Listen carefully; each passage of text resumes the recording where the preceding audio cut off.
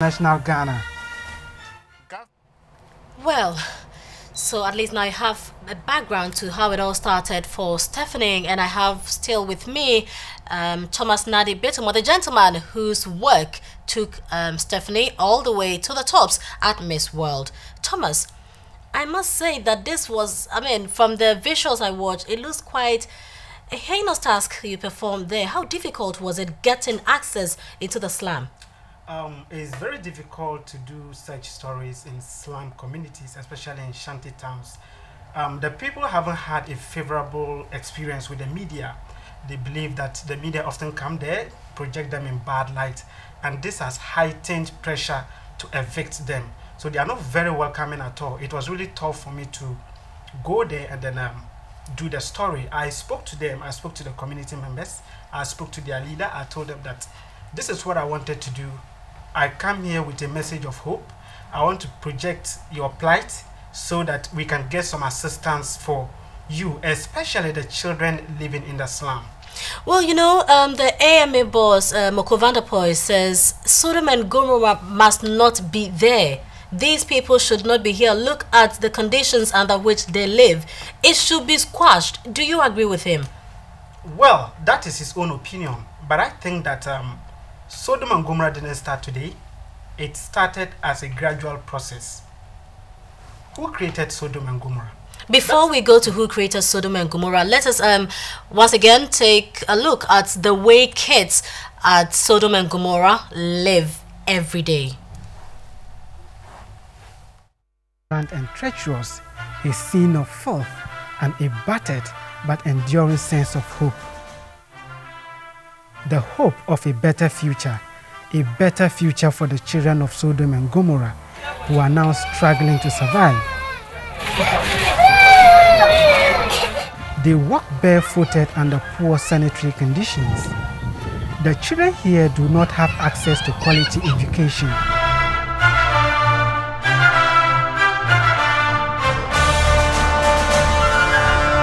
Not even a single government school can be found here. The existing schools are set up by the slum dwellers to enable their children acquire education. This is one of the daycare centers at Sodom and Gomorrah. More than 50 children are crammed in this small structure. I'm currently at the daycare center. As you can hear, the children here are crying for help. Most of the children sit and sleep on the floor.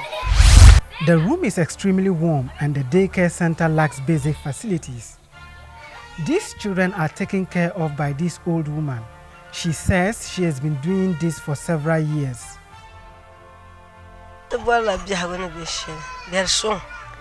Ik kan het soms te beer zomaar nothing else.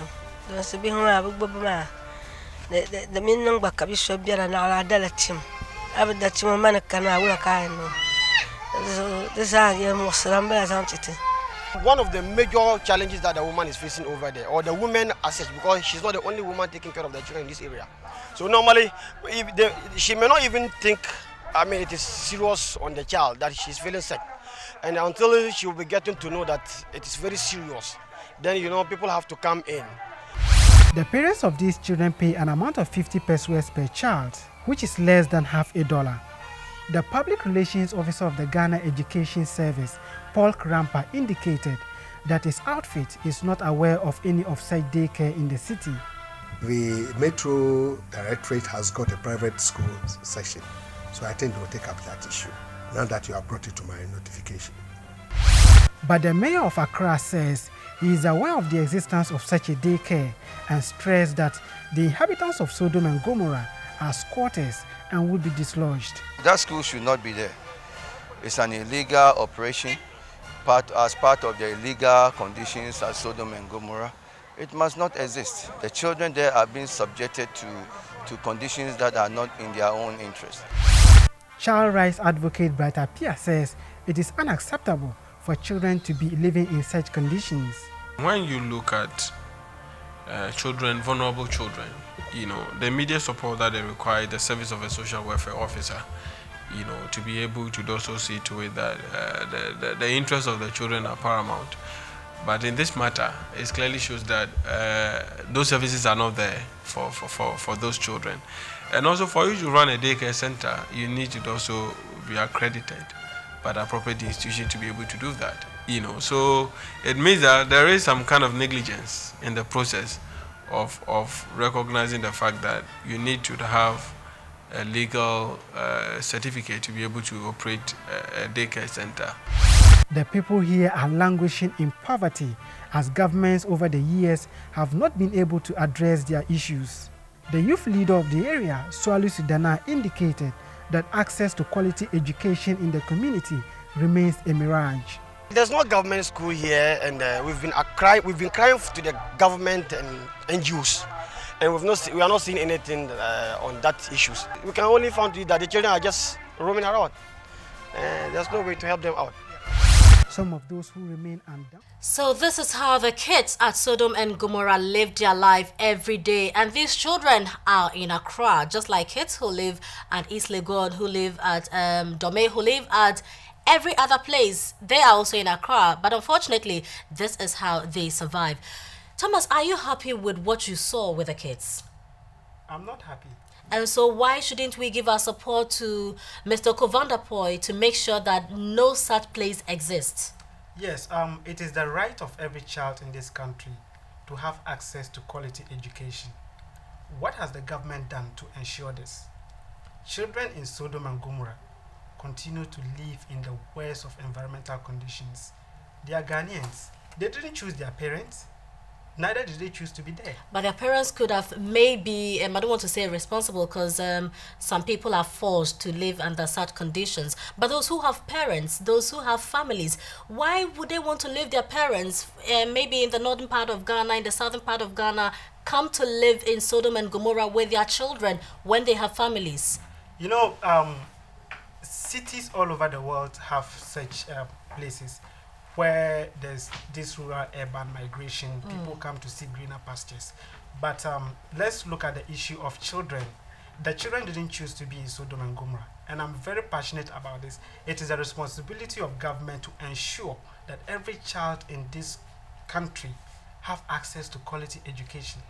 But the children of Sodom and Gomorrah are being denied just because they live in slums, just because government says their parents live in illegal settlements, so they are not going to be provided education, which is wrong. So what should we do? The way out is to provide quality education for these children. In Sodom and Gomorrah, at least Stephanie has started something. Yes, Stephanie came in to assist. There are still a lot more daycare centers in the slum in such conditions. And I think that I'll be very happy if other people should come in to assist these children. But we talk about forced eviction. Forced eviction is not the solution to this problem. I don't think so. There should be a gradual process. The last time that the government, past and present government, have always echoed that they wanted to solve the situation in Sodom and Gomorrah. They wanted to evict the people. They wanted to move them.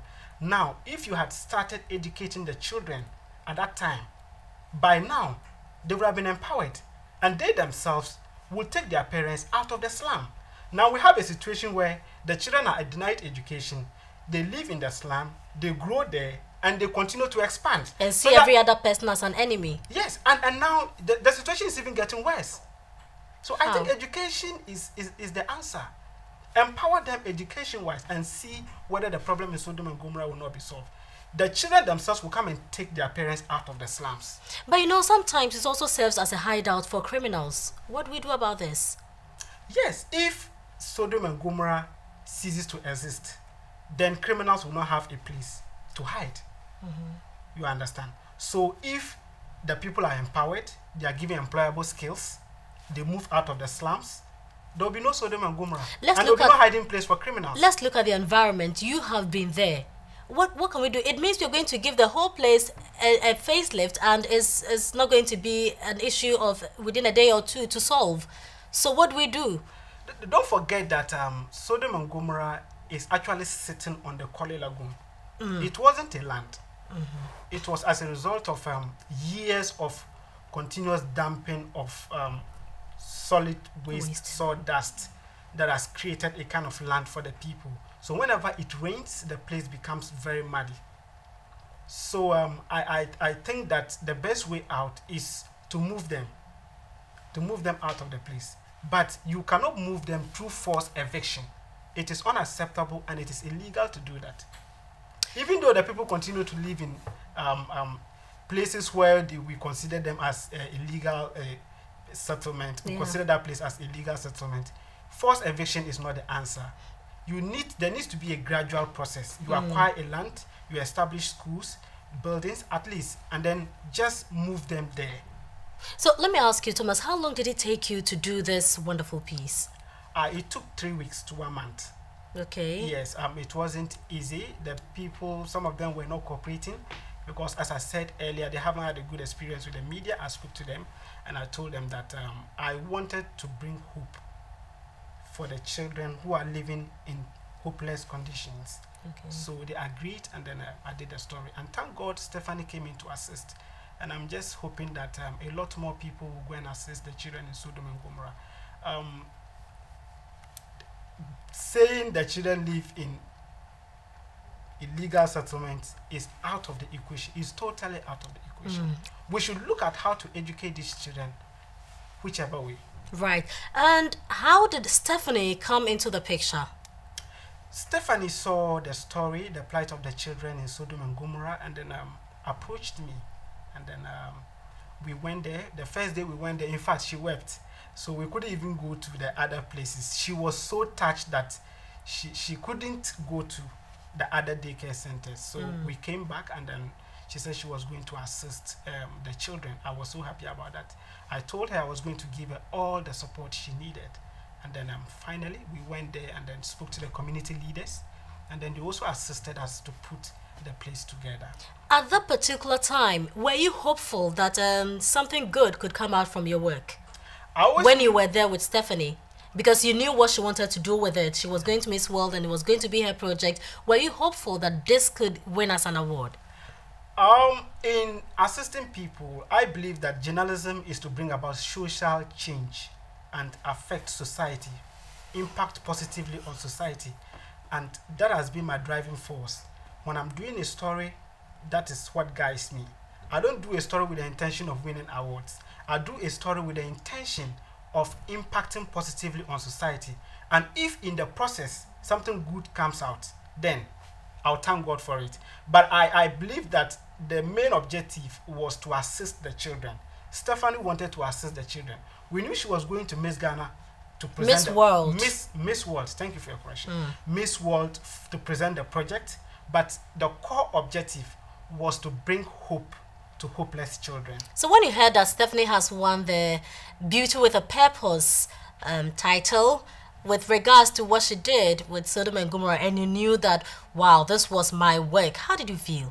I was very proud. I was happy. I mean, it feels good to have your work recognized at the international level, and I'm so happy for Stephanie, and I thank her for at least making us proud.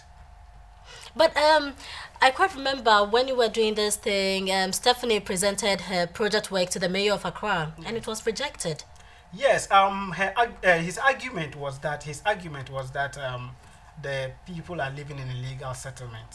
So because of that, Stephanie shouldn't go there and encourage them to stay by establishing a daycare center or making conditions favorable for them. And as I said earlier, it is unacceptable. Children everywhere should have the right to quality education, irrespective of where they live. So would you say that Stephanie should go to the mayor to present her title and to tell the mayor that this is what I've been able to achieve in the name of Ghana? Do you think it would be in the right direction? I think it's in the right direction, and it will carry one message. Which is? Yes, a message that when there's a problem, you should find a way of solving that problem. You understand that? Mere lip service won't solve the problem. Practical steps should be taken to solve the problem in Sodom and Gomorrah. But don't you think, Thomas, that the mayor also has a case? This is an illegal settlement. Whether kids here are suffering or not, this area should not exist. Let us find another way to make sure these children are well taken care of. Is that not how it should be? That is how it should be anyway. It's an illegal settlement. Who created Sodom and Gomorrah, as I asked? Sodom and Gomorrah didn't just start today. It started as a gradual process. Government officials watched Sodom and Gomorrah to grow and develop to this state. They did nothing about it. Now that the place is entrenched, you want to forcefully evict them. Why do we always wait for a problem to be created that we now come to provide solutions? Why are we not always proactive? That is the question we should ask ourselves.